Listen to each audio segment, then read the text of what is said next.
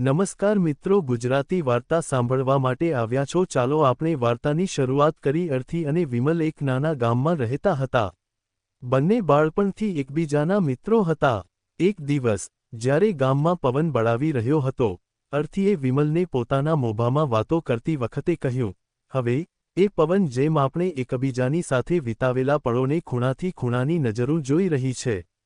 તમારી આ વાત મારા દિલને ખાસ લગતી છે, વિમલ હસતા જવાબ આપ્યો. એકબીજાના સાથે વધુ સમય વિતાવતા તેમને આહલાદ અનુભવતા. અર્થીના નાની નાની વાતો વિમલના હૃદયને મીઠી લાગણીઓથી ભર આપે. પવિત્રતા અને પ્રેમમાં એક નવી સ્વર સમાવવામાં આવી.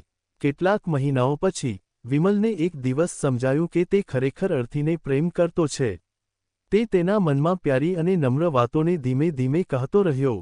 તમે મારા દિલના ભાગ છો, અર્થી, વિમલ એક દિવસ કંપકંપતા આલિંગનમાં કહીને એની આંખોમાં પ્રેમની ઝલક જોઈ રહ્યો હતો.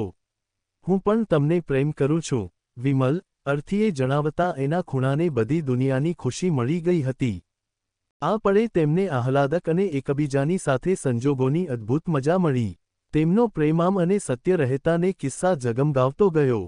આ ઉપરાંત પાંદડા, ઝાડી, પવનની કરકીરી સોનેરી યાત્રામાં એકબીજાની લાગણીઓ શોધતી હતી, જે એના પ્રેમના પંખીના જેવી હતી.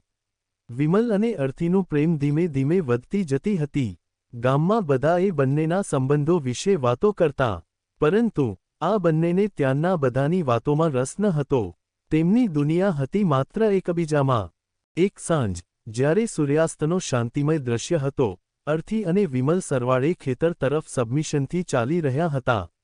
આ ક્ષણે તેમણે એ વાત કરતા કહ્યું, વિમલ, એવું લાગે છે કે એ પંખીઓ જે ખૂણાની આજુબાજુ ઉડી રહી છે, એમ જ અમારો પ્રેમ એક પંખી બની છે, જે સતત હવામાં ઉડી રહી છે.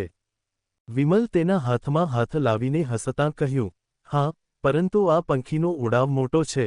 એ હંમેશા એકબીજાની સાથે રહેવું છે. તેમણે એકબીજાને ખંખેરતી નજરો સાથે મીઠી વાતો કરી અને ખેતરમાં આગળ વધ્યા. જીવન અને પ્રેમની નવી સરહદો ખોલતી હતી. કેટલીક મહિના પછી ગામમાં એક પર્વ આવી ગયો. આ પર્વમાં ત્યાંના લોકોને સામેલ થવા માટે તમામને આમંત્રિત કરવામાં આવતું.